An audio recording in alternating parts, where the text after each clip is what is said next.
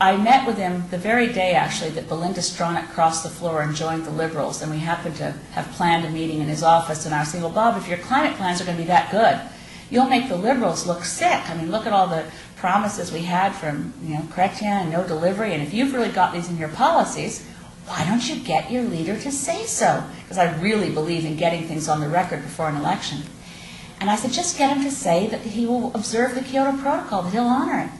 And Bob said, oh, gee, I'll never get him to say that. He'll just always think it's one of those UN things.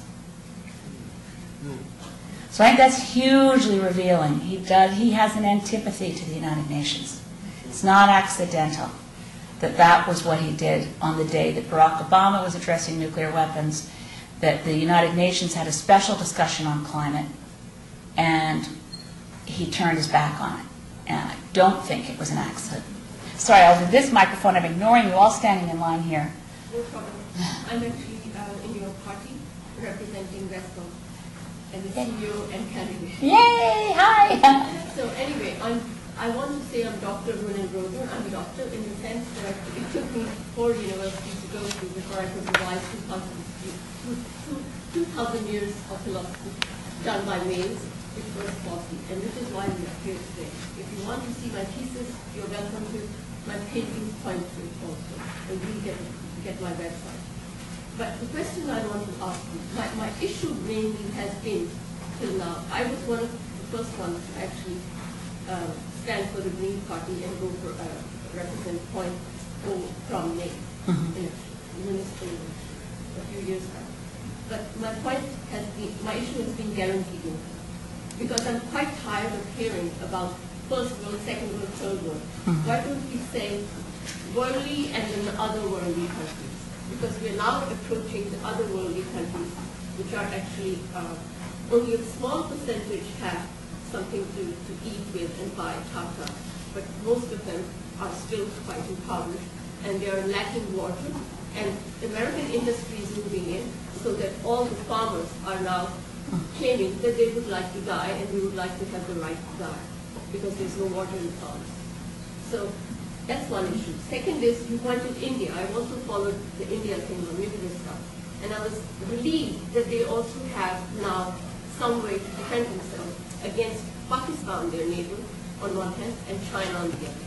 So I'd like to point out also this to you that there's a power struggle going on in the world about who has the nuclear weapons and who doesn't, because whoever has it can be very dangerous. So if you look at the whole picture here about the two neighbors facing India, which is normally quite a peaceful nation, doesn't want to do anything aggressive, but has to constantly protect itself against Al-Qaeda from Pakistan, and then the China wanting to take over their territory every so. And India is the home for Tibetans, and also for peaceful Iranians who have settled there, Parsi, and also many Europeans who wear now saris, European ladies, who had enough of the nonsense and wear saris and want to be peacefully living vegetarian life, having organic foods, not eating meat, which is also another issue I want to take up. 2 questions, Selena. Yeah, well, that's a lot. Thank you. Well, first of all, going to poverty, all of these issues are linked. I mean, we can't have, I'm addressing tonight the technological threats to survival on Earth, being nuclear weapons and an addiction to fossil fuels, put simply. But that doesn't mean that once we solve those two problems, we can walk away. We still have huge issues of equity, and equity comes into the climate issue. I mean, if you look at what would be, fair globally, it's not fair. Each Canadian is responsible for about 19 tons of greenhouse gases every year. And people in sub-Saharan Africa are responsible for something less than a quarter of one ton. So you're depending on where you are in Africa. So if you're looking at equity, you start working towards saying, well, maybe we end up rationing carbon, and every person on Earth can have the same access to, say, 1 ton of carbon per person. And that will mean that for a lot of us, we're shifting off fossil fuels very rapidly, while some people in developing countries, as we still, for purpose, or the global south, may be actually increasing what they're using because it's necessary to get to a level of functionality and to deal with issues of poverty. We need to also transfer wealth. I mean, that's another reason people like Harper hate Kyoto. They see it as a way of transferring wealth from the wealthy to the poor, and they only like transferring wealth from the poor to the wealthy. And they don't call it that, but that's what a lot of the neocon systems of economics are all about, is based on the premise that the poor have too much money and the rich don't have enough. So if we're going to get to real global solutions, they go beyond the two ones we're talking about tonight. And lastly, I mean, of course India is threatened by its neighbors, but that's the whole point. If we don't have global nuclear disarmament, every time people are in regional conflict, they're going to be thinking they have to have a nuclear weapon to protect themselves, and of course, there's the very real specter of terrorist groups getting hold of nuclear materials and making a dirty bomb or having access to nuclear weapons. So that's one of the reasons that we can't have proliferation of nuclear reactors. By the way, the CANDU reactor as a design is the very best reactor you can get for high levels of plutonium in the fuel to make a bomb later. That's why so many dictatorial governments preferred buying a CANDU reactor to light water reactors, because when you use a nuclear reactor with natural uranium, which is the Canadian system, but with heavy water, enriching the water, you end up producing far more plutonium in the waste fuel. So the whole nuclear issue, which I didn't address why it is we don't need it, but frankly, when you waste as much energy as we do, you should go for solutions that are cost effective, can be achieved quickly, and those are not nuclear. They are energy efficiency, conservation, and renewables. And when you have global nuclear non-proliferation agreements and the decision to have global nuclear disarmament, then India may be worried about its neighbors, but it won't be worried about its neighbors having nuclear weapons, which will indeed make every region, and particularly the Middle East, far safer. My name is Alex Nunes. I did my undergrad at Simon Fraser University in British Columbia in environmental chemistry, but I'm now a medical student at McGill. And I guess I've got three questions. I'll keep it very quick.